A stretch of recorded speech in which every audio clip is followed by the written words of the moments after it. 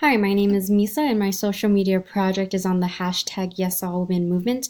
And personally, I think this is a great example of how social media is a platform that can inform and give knowledge to others about topics that might be a little bit too uncomfortable to talk about. But I think that they're important. So the hashtag Yes All Women movement started when women wanted to share their stories of violence against them, harassment, discrimination, and it's a great campaign attempted to raise awareness of sexism that women experience daily from their experience and others. It started during the Isla Vista shootings when 22-year-old Elliot Rodger went on a killing spree. He fatally stabbed three men in his apartment, then decided to leave and attack others.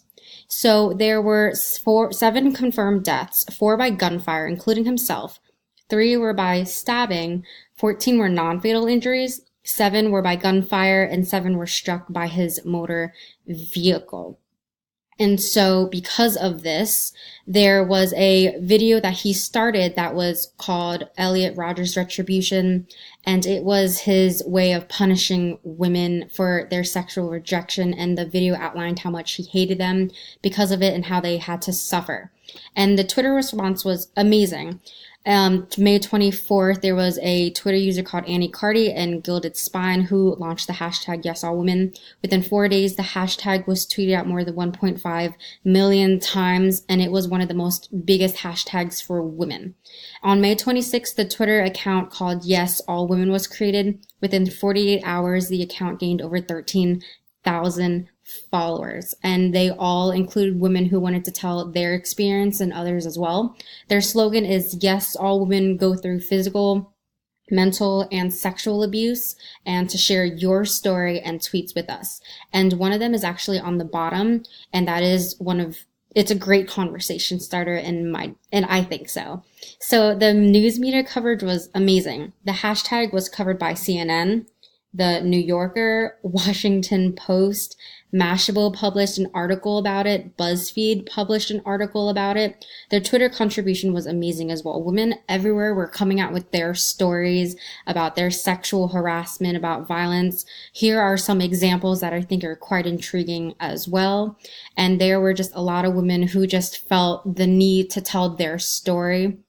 One of them right here is actually hashtag Yes All Women, because my ex stalked me for 3 months and went to a friend for help. She asked me, what did I do to cause this behavior? And these are things that people wanted to raise awareness of. There were a lot of celebrity tweets from Amy Schumer, Felicia Day, Amy Mann, and they depicted their everyday struggles too. Even though they're famous and they're wealthy, these women have issues too. One of them is by Lena Dunham. If you can see here, one of them is, she says, in high school, a very disturbed boy told me that if I didn't choose to love him, he would make me do serious things to him that she was just so uncomfortable about. And she talked about how her school went into action to help her. And I think that this is a great contribution to women everywhere because it gives them a voice to speak out about harassment and the trouble that they go through day to day. There's many Twitter users who began posting examples of street harassment or AKA catcalling. And it just really showed the struggle that we go through that people don't really think about.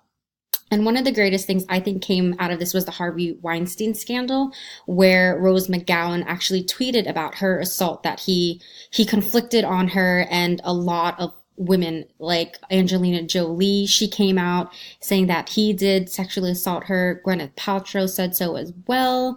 And he used his power to promise these women to make their career bigger if they would just keep quiet.